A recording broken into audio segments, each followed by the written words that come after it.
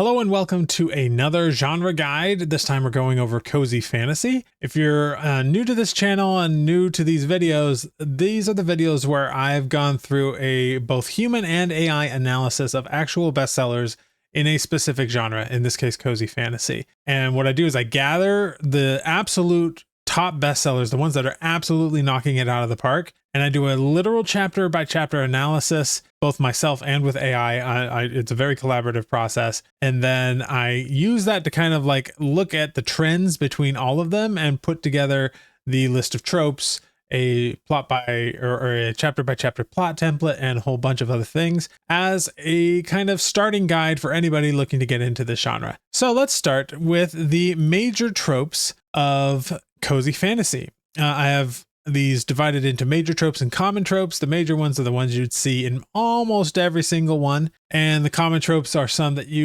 are common in the genre but aren't necessarily required per se, but you will see them a lot. The first is, of course, the low stakes conflict. The narrative focuses entirely on personal or community level challenges rather than world-ending catastrophes. While the consequences matter deeply to the characters, the fate of the universe is never at risk. It's not that kind of book. And this is a common one for all cozies of any type, but found family is a big deal. A group of disparate outsiders and unrelated individuals come together to form a tight-knit support unit. This bond is almost always built on mutual respect and shared experience rather than blood relation. Then there's often some kind of sentient setting or a magical home as the primary location. So this could be like an inn or a house. And if it doesn't have actual consciousness or agency, it at the very least will feel like a character in the book. There's often some kind of healing from trauma or emotional recovery happening. And there's usually some kind of small business or creative pursuit involved in this process. You also are likely to encounter some kind of talking animal or a familiar of some kind. And what separates cozy fantasy from paranormal cozy mystery is, well, first of all, cozy fantasy is often set in a fantasy realm, but also magic is a little bit more everyday. It's common. Magic is woven seamlessly into the fabric of daily chores like cooking and cleaning rather than being used for combat. There's often a slow burn romance, and there's usually something regarding second chances and new beginnings. The protagonist typically abandons a previously often stressful life to start over in a new place. There's also tends to be a lot of queer representation and a diverse identity in these books. Although, once again, this is one that's not particularly required for the genre. It's just common, even though it's common enough that it is here in the major tropes. That's definitely something to consider there. All right, other common tropes. We have the gentle giant, a character with ample physical power or a terrifying appearance that chooses a life of pacifism and domesticity. There's often a grumpy sunshine pair. So particularly with the romance, if it's a slow burn romance, there's usually this grumpy sunshine dynamic between them. There's the wounded warrior, a character dealing with physical injuries or PTSD from a past conflict. Often these books are about this person sort of settling down or just recovering. There's often a mentor figure, of course. It's typical in any kind of fantasy.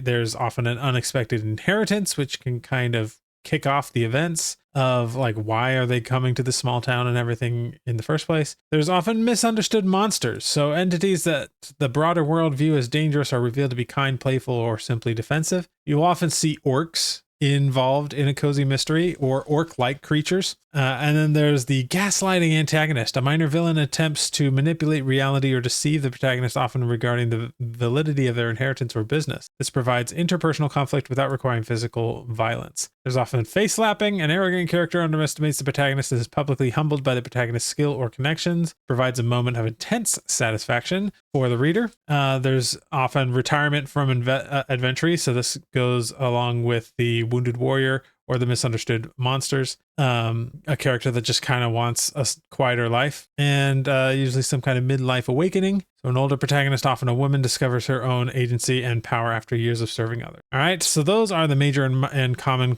tropes. And I do have a little bit more info on each one of these for people who want to dive a little bit deeper. And if you want to get your hands on this guide, I do have it published as a small guidebook on Amazon for $5, but I actually don't recommend you go there. The best way to do it is to go to my membership, where you can get it at no extra charge. And that also comes with the full templates as like Google Docs, like you see I have here. so that you could use it in a prompting process or something like that. These are also all baked into my Story Hacker OS tool. And so that's one of the best things about that tool, honestly. So that's just something to keep in mind there. Let's move on to my favorite part of this whole process, which is the plot template.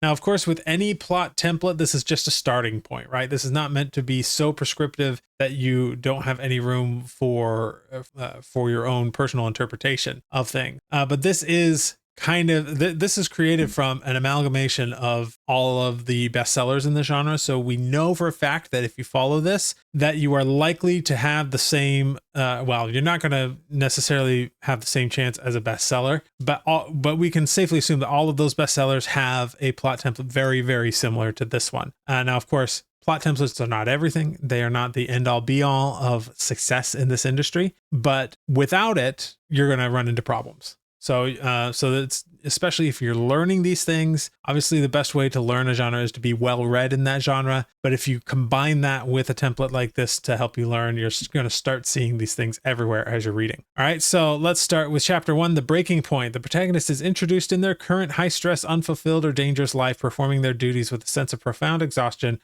or dissatisfaction. This is almost like a prologue per se. We're kind of introduced into their ordinary world, which is not as cozy as they would probably like it to be. That leads to the letter. Chapter 2, a messenger, letter, lawyer, or sudden announcement delivers life-changing news to the protagonist, often involving an inheritance, a forced retirement due to injury, or the death of a distant relative who has left them a property. So that kind of acts as a inciting incident. Maybe not the inciting incident, but it's certainly one of them. The protagonist takes definite action to sever ties with their old life, whether by resigning from a toxic job, formally retiring from service, or breaking the news to family members who disapprove. And that's called burning the bridges. Chapter 4 is a strange new place. So they arrive in this new town. It's funny because in a lot of cozy mysteries, this might be chapter 1, because we're doing fantasy, fantasy often goes a little bit further. And in fact, there are 38 chapters in this guidebook, and that's taken from the average of the bestsellers in the genre. All right, so they arrive in this new town. Then we get chapter 5, the dilapidated dream, where the protagonist arrives at the inheritance property and is immediately confronted with the overwhelming scale of disrepair, such as rotting timbers, overgrown gardens, broken windows, dust-laden interiors, and possibly some unsettling magical anomalies. Despite this dismaying state, they discover hints of former grandeur or beauty that spark a flicker of hope and imagination. Then we get chapter 6, doubt and despair. The protagonist's first attempt at meaningful restoration work goes spectacularly wrong, so things aren't going good. But then they encounter an unexpected kindness. A local resident, perhaps the future love interest or a future ally or a wise mentor figure, appear at the protagonist's door bearing food, supplies, or simple practical assistance with no expectation of repayment. So things are looking up a little bit. We go to chapter 8, supplies and logistics. The protagonist ventures into the town proper to acquire necessary supplies. So they're starting to okay, I'm getting into this. Let's figure this out. Chapter 9 is the commitment. Because now they're committed. After completing the first significant phase of cleaning and repair, the protagonist takes a moment to survey their progress and feel a genuine, hard-earned sense of accomplishment. That leads to the meet cute. Chapter 10, the love interest is properly introduced through a more substantive encounter that may include a misunderstanding, a flirtatious accident, or an act of mutual aid. All right, that leads to building the crew. Recognizing they cannot manage the restoration alone, the protagonist seeks out help and ends up hiring or accepting the aid of one or more eccentric, marginalized, or unusual individuals as staff or partners. Chapter 12 is magical mayhem. A chaotic comedic chapter unfolds as the protagonist and crew attempt a major repair or magical task that goes hilariously sideways. You can tell this is almost a slice of life thing. Like, we don't even have, there's no murder here. There's not even a cozy mystery. This is just like, this person's starting on a new life, and the conflict comes from adapting to this new life, but it's inherently cozy, as you can tell. Chapter 13 is the first guest. The sanctuary receives its first proper customer, guest, or visitor in need, someone seeking lodging, food, healing, knowledge, or simply refuge. And the protagonist is forced to put their developing skills to the test, drawing on their unique blend of past experience and newly acquired empathy. Chapter 14 gives us a crack in the foundation. So a minor antagonist emerges. This could be a local bully, a corrupt official, a snobby rival business person, or a creeping shortage of funds. It doesn't even need to be a person, which creates the first real external pressure of the protagonist's fledgling sanctuary. Chapter 15, they're standing together. The found family stands together to confront the minor antagonist or address the looming problem. Chapter 16 is lessons from the local wisdom. So this is the mentor figure, which could be an elderly local, a magical entity, or a wise outsider, takes the protagonist under their wing to teach them something important about the local culture, magic system, or the deeper history of the sanctuary. Chapter 17, Quiet Sparks, a quiet domestic chapter centering on the developing connection between the protagonist and the love interest, happens here. And chapter 18 is the big push. So preparations begin in earnest for some kind of major upcoming event, like a grand opening, a market day, a festival, a community gathering, or the arrival of important visitors. And that leads us to the midpoint triumph. So the midpoint is usually where the character has some kind of false victory or false defeat, and they have to essentially take control of their situation. And it's kind of one of, not the first, but one of the points of no return for this character. So the grand event arrives, and after some initial nerves and minor hiccups, the sanctuary's grand opening or major undertaking proves an overwhelming success. The townspeople, visitors, or magical beings respond enthusiastically to what the protagonist and their crew have built. Great. But there are growing pains, because following the midpoint success, the sanctuary becomes unexpectedly busy or popular, creating logistical challenges the team did not anticipate, which leads to wounds shared. In a quiet, private moment, the love interest reveals the full extent of their traumatic backstory, sharing pain they have carried alone for too long. The protagonist listens with empathy and in turn opens up about their own wounds, the experiences that led them to flee their old life, and the fears they still carry. Chapter 22 is a new stray, so there might be a new addition to the found family that arrives, like a wayward traveler in need of help. And we get chapter 23, the calm. A purely joyful chapter unfolds, a festival, a date, a celebration, or simply a perfect day filled with the small pleasures of the protagonist's new life. And you see this a lot in cozies in general, that there's often one or two chapters that is just sort of, it's just a nice time. It's just a slice of life here where there's not really anything bad going on. It's just an enjoyable moment. But it's followed up with chapter 24, the past arrives, where someone or something from the protagonist's old life appears in the town, like a former superior or corporate rival or a controlling family member, an old enemy, or an organization seeking to reclaim them. Well, that's not good. And that creates the demand. The antagonist makes their formal demand or move, attempting to extort, manipulate, blackmail, or otherwise pressure the protagonist into returning to their old life or sacrificing what they have built. That leads us to the temptation. So facing escalating pressure, the protagonist feels the dangerous pull of their old methods. So they're tempted to go back to their old ways. But then we move into preparing the defense. The protagonist and their found family begin preparing for the oncoming conflict by using the specialized peaceful or domestic skills of their new life rather than the violent tactics of old. They consult mentors, gather evidence, set up magical wards or legal protections, and prepare contingencies that play to their strengths. Chapter 28 is the false lull. A temporary lull descends with the antagonist seemingly retreating or pausing their pressure. So things looking like, oh, maybe this won't be so bad. But of course, this is a false lull, so that leads to the disaster. The antagonist strikes with the devastating effect, which could be, for a cozy, a fire, a sabotage, an attack, a legal seizure, or a magical assault that damages or destroys a significant portion of the sanctuary. So this is about as violent as it can get. Not much, and it doesn't even have to be violence, because it could be something like a legal seizure, but it threatens the sanctuary is the point here. And that of course leads to the dark night of the soul, where the protagonist seeks into despair, blaming themselves for bringing the antagonist's wrath down on the people and place they love. But we're not down for the count yet, because we now go to chapter 31, the rally. The love interest and found family intercept the protagonist before they can leave, refusing to let them sacrifice themselves or run away. Through heartfelt declarations and pointed reminders, they convey that the relationships and community built are stronger than any single building or business. And chapter 32, we get the community rebuilds. So a word of the disaster spreads throughout the town and the wider community, grateful for the kindness the protagonist has shown them, arrives en masse to help rebuild. A very heartfelt moment. Then they create a plan on what to do,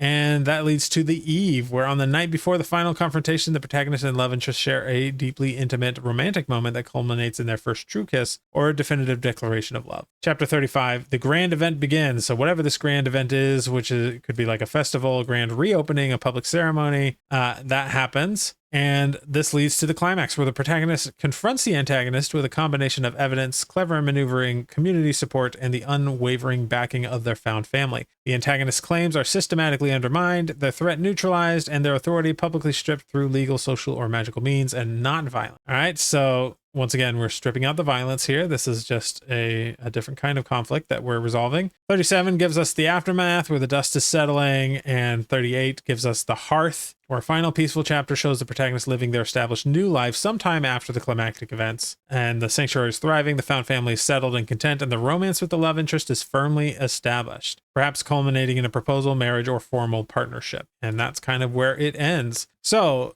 that's my favorite part. Obviously, we get a full picture of what a plot looks like in these genres. But let's go over a few more things here. We got the character archetypes here. Of course, the protagonist is usually the retired warrior or the burned out professional. The love interest is usually the competent local or the guarded creative. So someone who, usually has a past that they're dealing with, but they're almost kind of living the quiet life that the protagonist looks for. At least they have been, but still has some things to get over. The antagonist is usually some kind of ghost of the past character or a greedy rival to the protagonist. There's a mentor. It could be a wise elder or sometimes also the grump, which I love. There could be a sentient companion like an animal, spirit, or the house itself. There's often found family members like the misfit artisan. And those are like the core characters. Obviously, you'd have more characters than this, but these are like the core archetypes that you're likely to find. As far as world building goes, you have things like low stakes for high level world building and magic in the mundane. You're going to have some kind of sanctuary space. So this could be like the pub or the house, whatever it is, and some kind of intimate geographical scope. So we're not looking at like this huge fantasy map kind of thing. We're looking really at a small town here. For magic system, there's usually some kind of domestic and craft-based magic. So something that like is incorporated into the mundane things of life. There's some sort of old world residue and wild magic. This could be common for the protagonist's past, catching up with them. There's the tamed wilderness. So all of this kind of takes place in sort of out in the wilderness, but also not in a wilderness in the sense that it's like wild, right? It's tame. Then we got seasonal rhythms.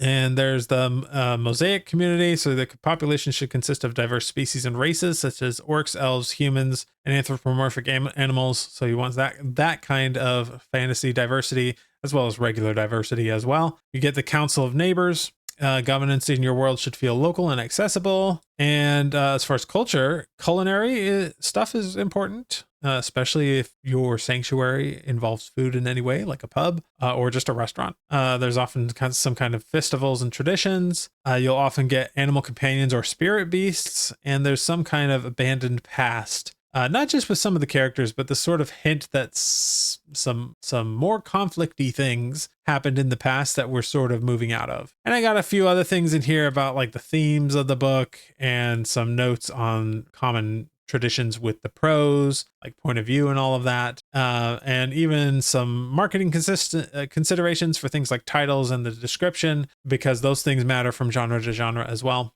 But that pretty much does it. So if this has been useful for you, and because you've made it this far, you might be a good fit for the Story Hacker membership. So you can check that out in the link down below. And I will see you in the next video.